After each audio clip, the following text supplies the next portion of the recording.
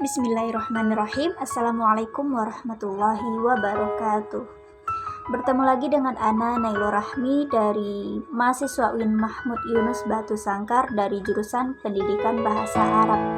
Nah, di video kali ini Ana ingin menjelaskan sedikit tentang bakat dan minat dalam pendidikan, yang mana ini merupakan tugas dari mata kuliah Perkembangan Peserta Didik dan Psikologi Pendidikan. Nah, yang pertama yaitu ada definisi bakat dan minat.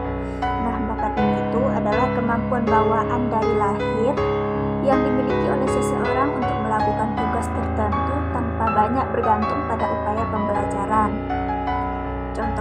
Contoh bakat ini seperti seseorang yang berbakat melukis akan lebih cepat mengerjakan pekerjaan lukisannya dibandingkan seseorang yang kurang berbakat. Yang kedua yaitu minat. Minat ini adalah kecenderungan jiwa terhadap sesuatu yang terdiri dari perasaan senang, perhatian, kesungguhan, adanya motif dan ketertarikan pada sesuatu yang kesemuanya itu berorientasi untuk mencapai suatu tujuan. Nah, di sini ada karakteristik dari bakat, yang mana yang pertama yaitu inherent, yang kedua natural, yang ketiga lepas dari aspek suka atau tidak suka, yang keempat tidak mudah berubah dan permanen, yang kelima aspek genetik lebih dominan. Sedangkan karakteristik tipe minat itu ada yang pertama namanya realistik, yaitu menyukai bekerja dengan benda-benda, binatang-binatang, alat-alat dan perlengkapan teknik, dan mengabaikan kompetensi-kompetensi sosial dan pendidikan.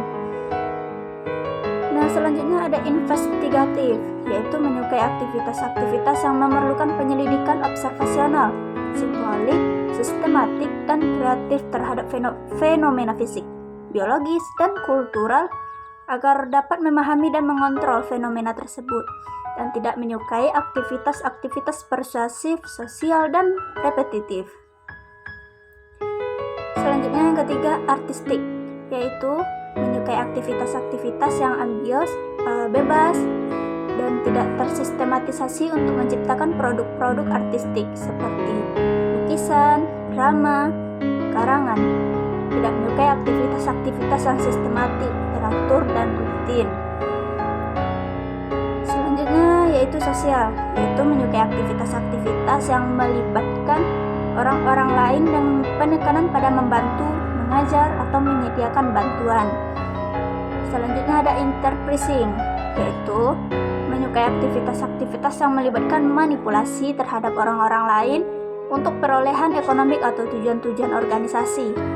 Tidak menyukai aktivitas-aktivitas yang sistematik, abstrak, dan ilmiah.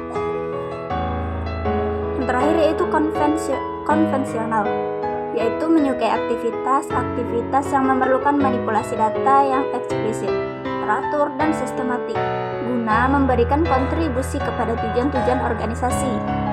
Tidak menyukai aktivitas-aktivitas yang tidak pasti, bebas, dan tidak sistematik.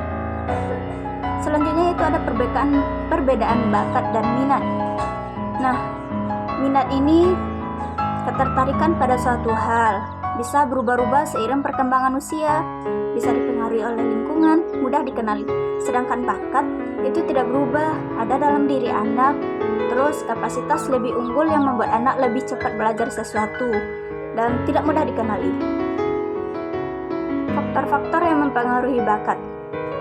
Nah, yang pertama ada pengaruh unsur genetik, khususnya yang berkaitan dengan fungsi otak. Bila dominan otak sebelah kiri, bakatnya sangat berhubungan dengan masalah verbal, intelektual, teratur, dan logis.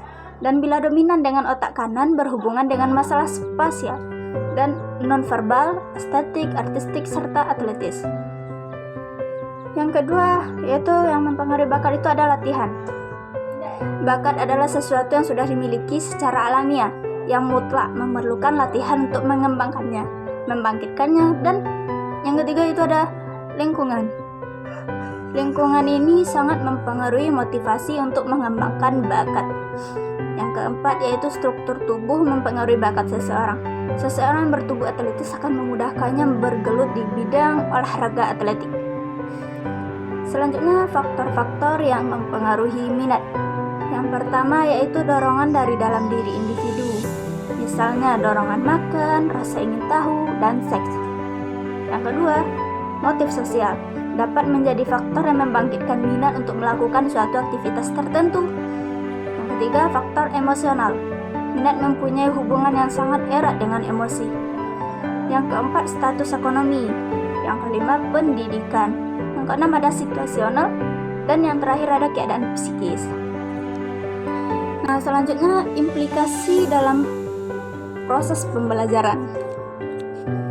Nah, dalam menentukan minat dan bakat, seseorang memerlukan peran seorang psikolog, di mana dalam prosesnya memerlukan waktu dan serangkaian tes yang lama dan melelahkan.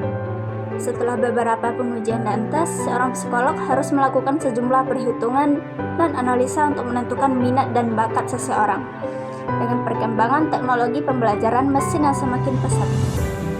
Oleh karena itu, sangat dibutuhkan guru yang berbakat dan siswa yang berbakat di sekolah. Potensi bisa diartikan sebagai bakat maupun minat siswa. Saat ini banyak remaja ataupun dewasa yang masih tidak mengetahui bakat dan minat apa yang dimiliki dirinya. Guru tentu memiliki peran yang sangat penting untuk kemajuan dan perkembangan peserta didiknya dalam bidang pelajaran maupun perkembangan dalam bidang karakter dan kecerdasannya. Nah, mungkin segitu yang bisa Ana uraikan dari penjelasan dari bakat dan minat dalam pendidikan. Terima kasih atas segala perhatiannya dan mohon maaf bila ada kesalahannya. Assalamualaikum warahmatullahi wabarakatuh.